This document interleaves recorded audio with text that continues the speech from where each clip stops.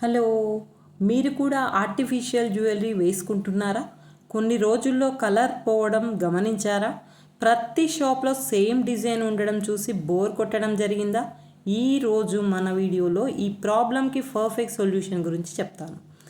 Artificial jewellery ఒక్కసారి వేసిన తర్వాత డల్ అయిపోతుంది, కలర్ కూడా ఫేడ్ అయిపోతుంది.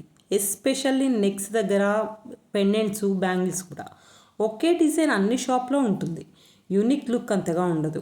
కొన్ని చీప్ క్వాలిటీ జ్యువెలరీ వల్ల స్కిన్ ఇరిటేషన్ కూడా ఉంటుంది. ఇవి చాలామంది ఫేస్ చేస్తున్న ప్రాబ్లమ్స్. ఈ ప్రాబ్లమ్స్కి నేను ఒక సింపుల్ స్టైలిష్ సొల్యూషన్ చెప్తాను. హ్యాండ్మేడ్ జ్యువెలరీ ట్రై చేయండి.